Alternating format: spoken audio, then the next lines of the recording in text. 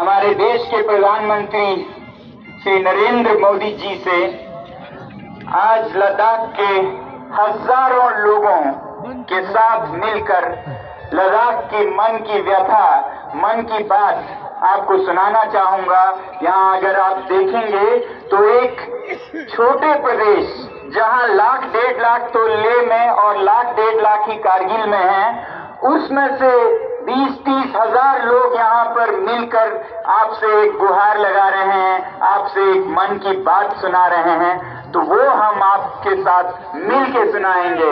कैसा है? आप लोगों की मंशा और आपकी अनुमति लेके मैं प्रधानमंत्री जी को ये कुछ मन की बातें सुनाना चाहूंगा। सबसे पहले तो लद्दाख के लोग आपके बहुत बहुत आभारी हैं और रहेंगे कि आपकी सरकार ने आज से 4 साल पहले लद्दाख की सालों दशकों पुरानी मांग पूरी की। उसका हम बहुत बहुत धन्यवाद करते हैं और करते रहेंगे।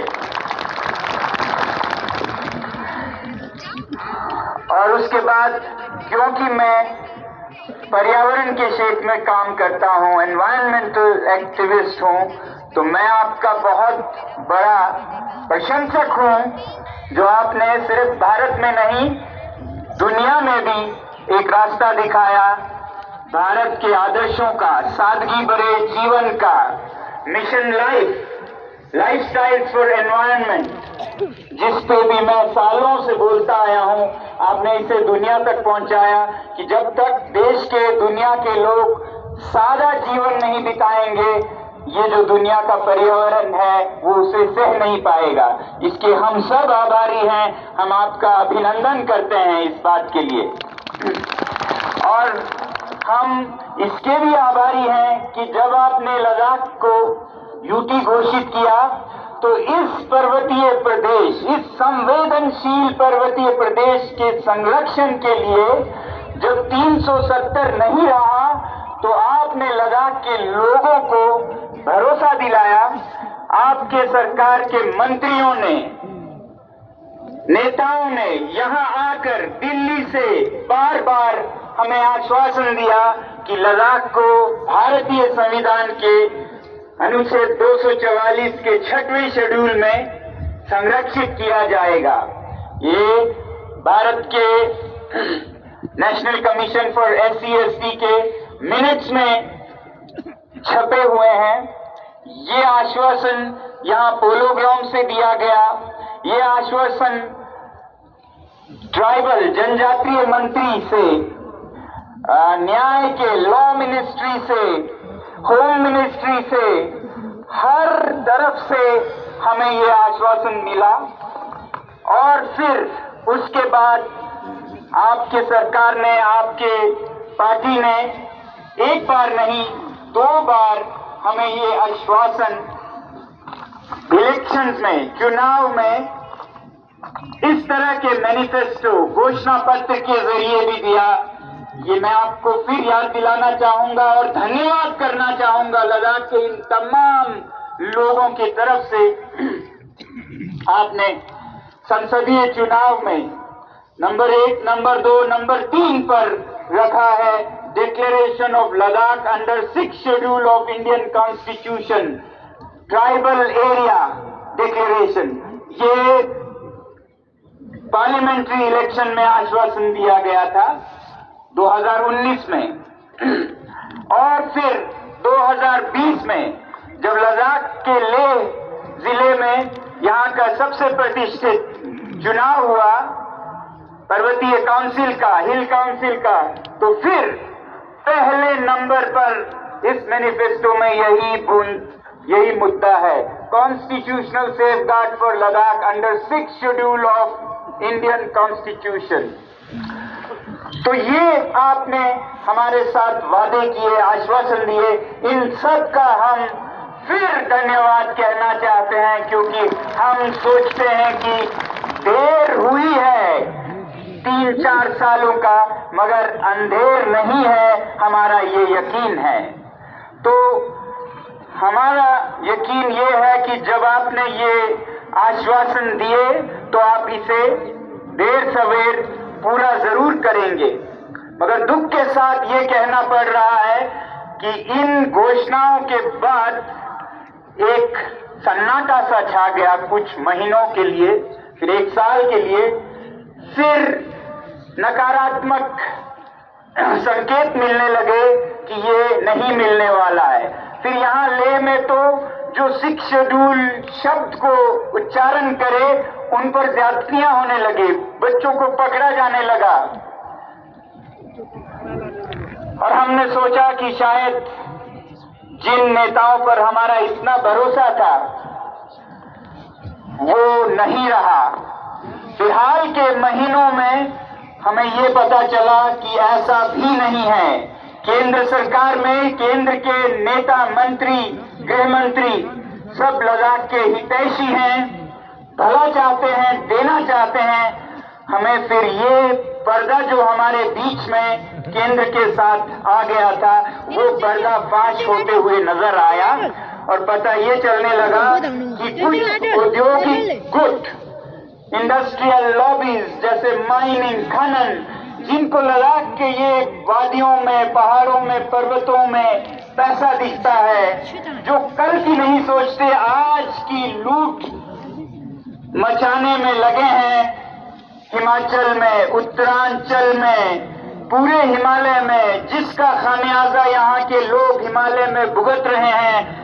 आप देख रहे हैं हिमाचल प्रदेश में क्या हो रहा है। ये अंधाधुंध विकास के नाम पर जो उद्योग का तांता लगा हुआ है, यही आप उत्तराखंड में देख रहे हैं। अब लद्दाख के दरवाजे पे दस्तक देने जैसे ही यूटी घोषणा हुई तो ऐसे घरानों ने, ऐसे गुटों ने, लॉबीज ने यहाँ अपना सर्वेक्षण करना शुरू किया और हमारे जो नेता हमारी आवाज को ले जाने के लिए चुने गए थे लद्दाख से, वो हमसे ज्यादा उनके असर में आए और उनके साथ मिलकर वो लद्दाख को बेचने लगे, खरीद फरोख्त करने लगे।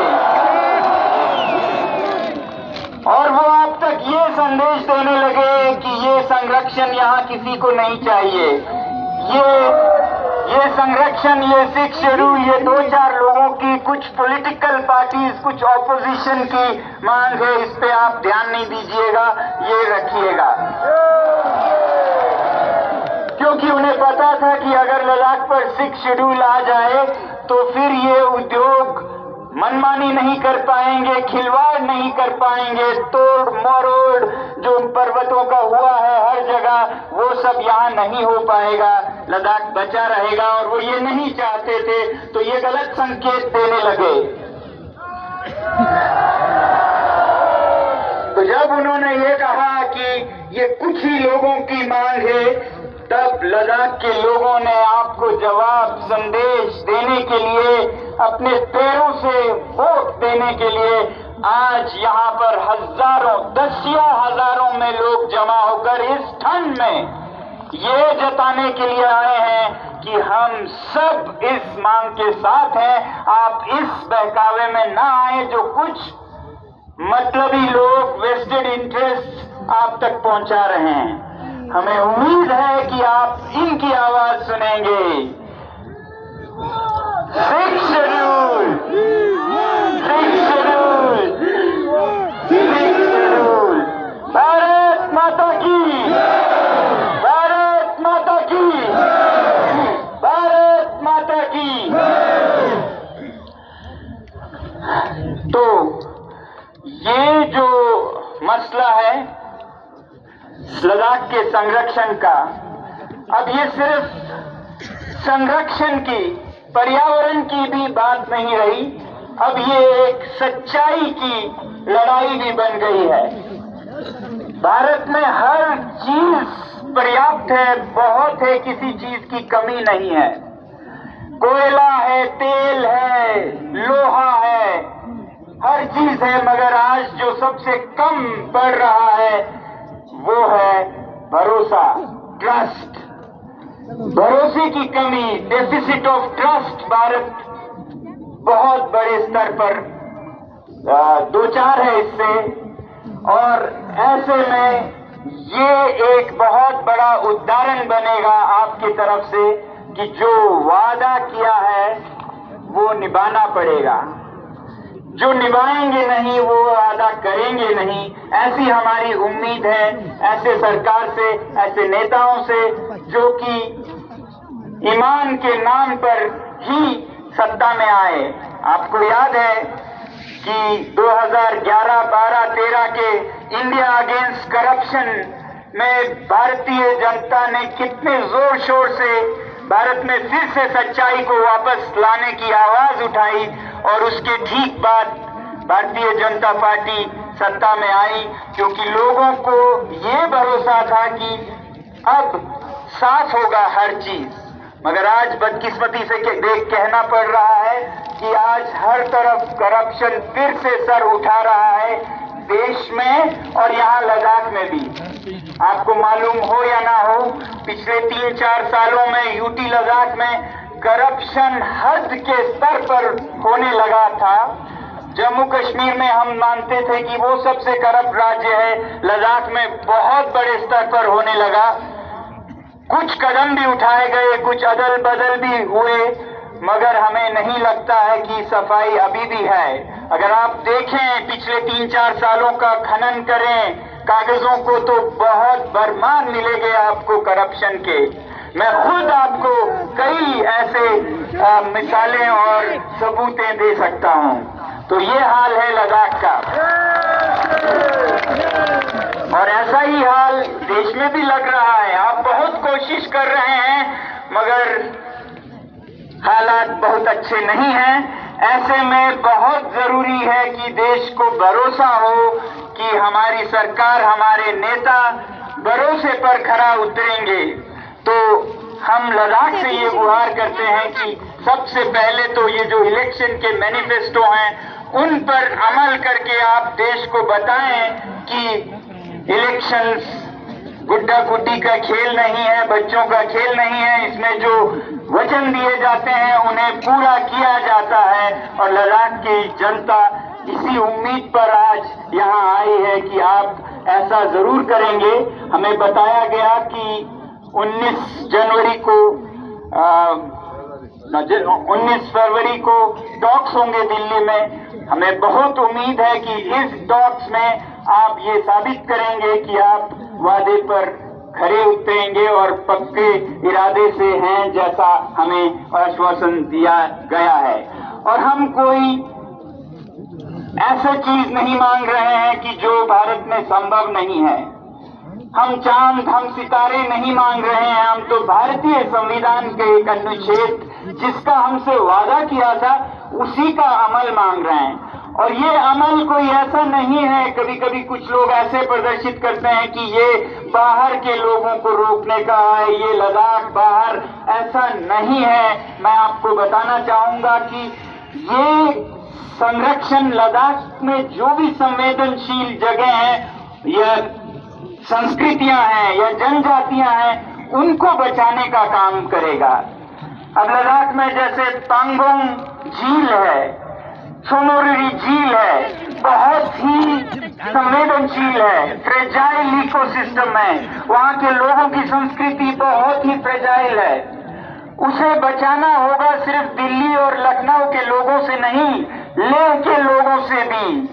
और हम चाहते हैं कि ऐसे फ्रेजाइल इकोसिस्टम्स को लद्दाख के लोगों से भी बचाएं और ऐसा प्रावधान देता है 6th शेड्यूल। तो 6th शेड्यूल किसी बाहर अंदर की बात नहीं है। हमारे यहाँ एक वादी है आर्यन वैली, जहाँ पर आर्यन समुदाय के ब्रोकपा लोग रहते हैं। उन्हें बचाने की जरूरत है मुझसे भी। कोई वहां जाके ऐसे खिलवाड़ नहीं करे कि उनकी संस्कृति बिखर जाए। तो 6th शेड्यूल उन्हें हमसे भी बचाता है। और जरूरी नहीं है कि हर चीज में अंदर बाहर करें। हो सकता है ऐसे स्ट्रेचेस हों जहां पर हर कोई देश से बल्कि दुनिया से आके भी उद्योग लगाए, ऐसे डिमार्केटेड एरियाज में। मगर जो संवेदनशील पहाड़ हैं उन्हें बचाया जाए। तो ये कोई इस जाति उस जाति, बाहर के अंदर के इनकी बात नहीं है। ये एक इकोसिस्टम को, एक संवेदनशील संस्कृति को बचाने की बात है।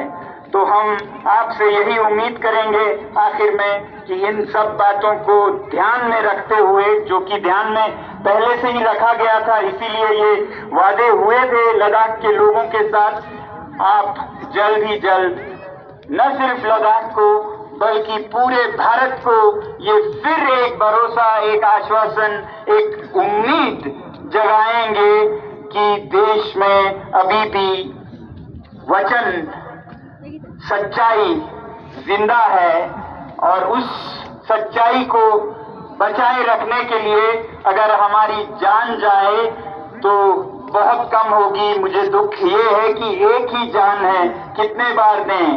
तो हम इसके लिए आज भारत में जैसे हम अंग्रेजों से लड़ रहे थे, आज भ्रष्टाचार से, आज झूठ से लड़ने की जरूरत है। और इसमें अगर हम भगत सिंह बनते हैं, सुखदेव बनते हैं, तो हमारी ये सबसे बड़ी खुश नसीबी होगी, खुशकिस्मती होगी।